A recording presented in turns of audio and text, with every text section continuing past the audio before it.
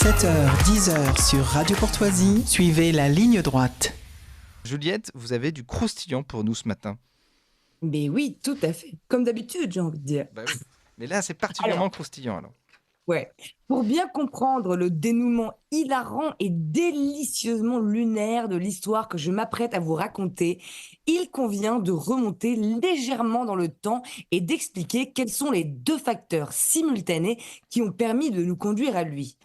En Espagne, donc nous sommes en Espagne, le 16 février 2023, après quelques débats tout de même, le Congrès des députés a adopté définitivement une loi communément appelée la loi trans. Alors que prévoit cette loi? Eh bien pour commencer, elle prévoit l'autodétermination du genre dès 16 ans.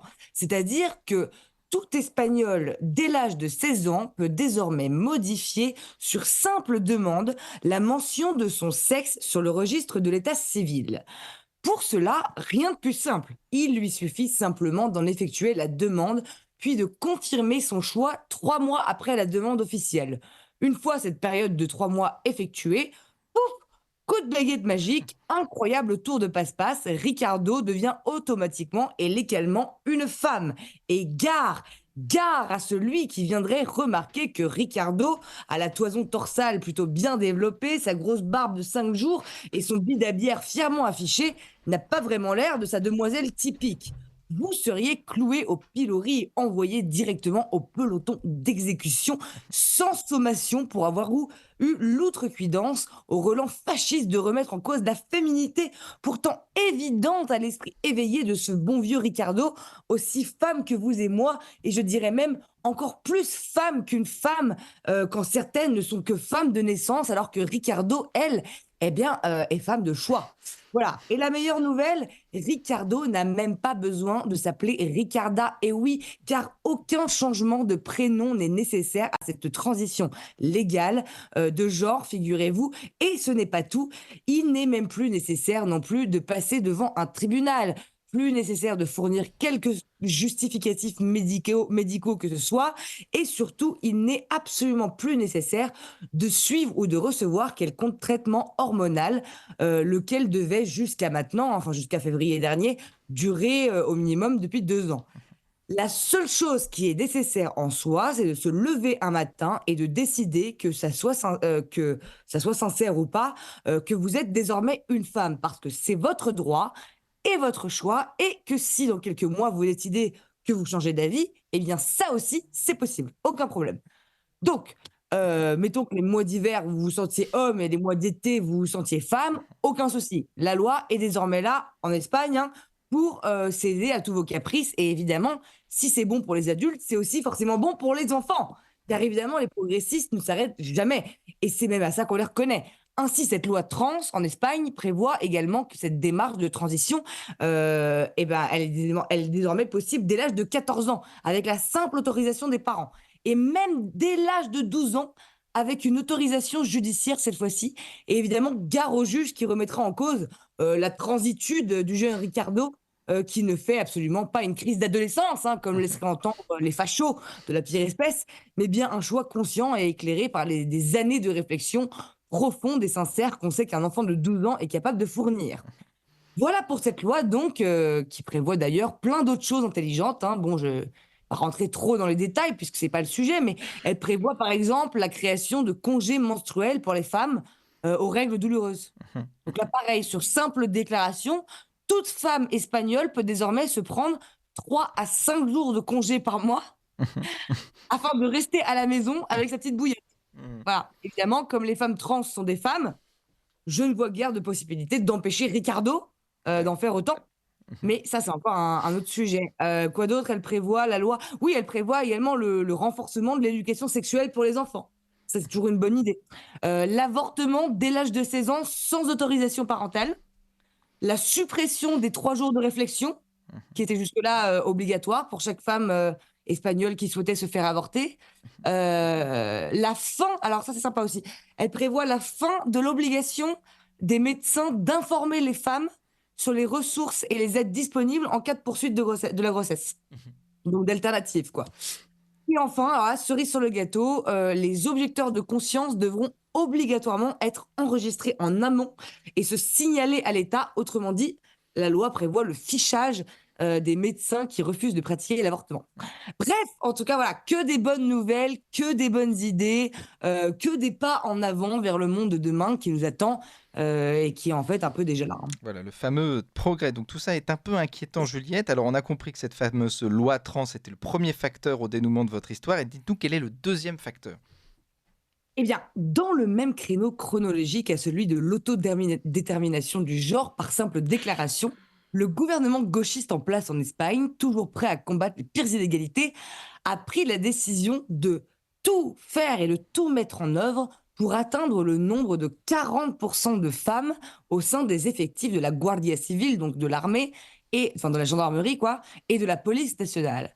Pour ce faire, rien de plus simple. La discrimination positive, qui n'en a évidemment que le nom, se chargera de remettre les hommes à leur place, que ce soit par l'instauration de quotas de recrutement au détriment de possibles meilleurs éléments masculins, évidemment, mais également par la création d'avantages sociaux incroyables réservés au personnel féminin.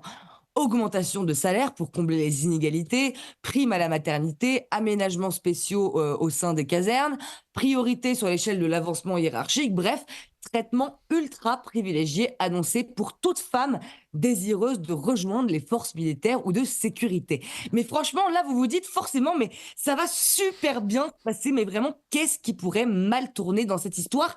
Je vous le demande.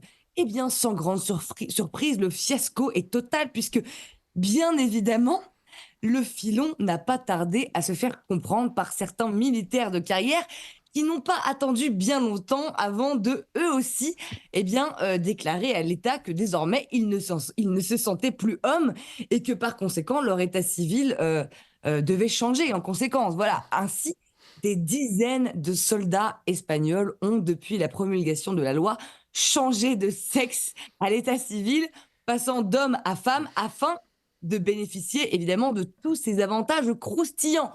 Dans le détail, rien que dans l'enclave de la Ceuta, déjà 41 militaires stationnés ont franchi le pas et ont entamé leur transition de genre légale. Et parmi eux, seulement 4 ont également changé de nom.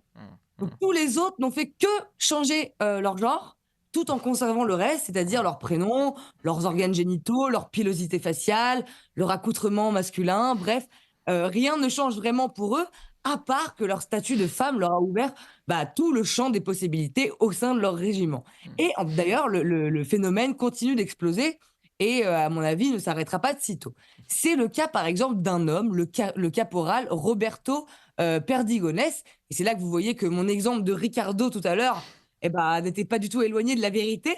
Et donc Roberto, donc, qui pour le coup, cette fois-ci, est une vraie personne, qui a changé de genre, donc, seulement de genre, et qui assume totalement dans les médias espagnols l'avoir fait à des fins d'avantage.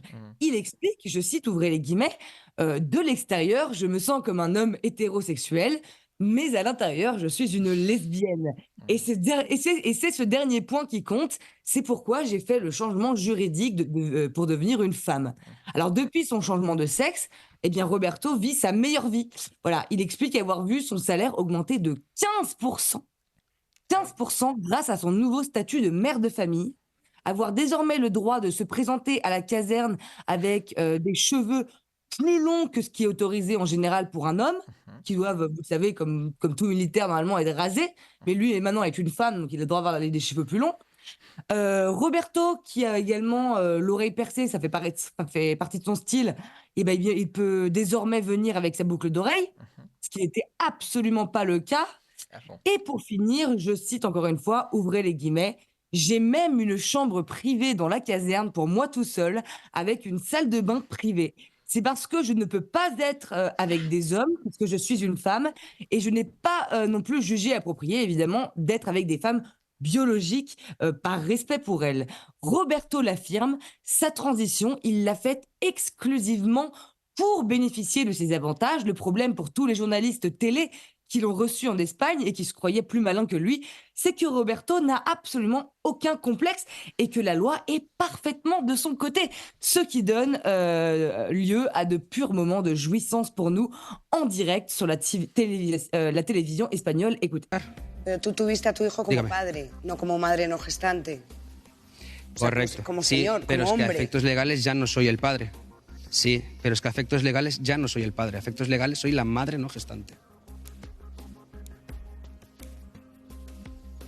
No, no, inapelable con la ley así. Es así. Y ya está. O sea, tú has gestado... No, yo no sé, la verdad. No. Je ne sais plus vraiment quoi penser. Oui. Eh oui, la pauvre journaliste, c'est compliqué. Voilà, donc personnellement, le malaise de cette journaliste devant l'évidence ne me lasse pas, hein. J'ai dû regarder cette interview au moins 10 fois. Roberto est un exemple à suivre pour nous tous par la simplicité de sa démarche. Il vient d'éclater en 1000 morceaux et en direct les certitudes de ces chantres du progressisme qui contribuent jour après jour à faire de notre Occident un gigantesque asile psychiatrique et qu'il convient de mettre face à leurs contradictions aussi souvent que possible. Bravo Roberto, tu ne seras jamais une Roberta, mais tu en récolteras quand même tous les avantages. Merci Juliette Briens pour cette chronique qui est à la fois drôle et à la fois déprimante.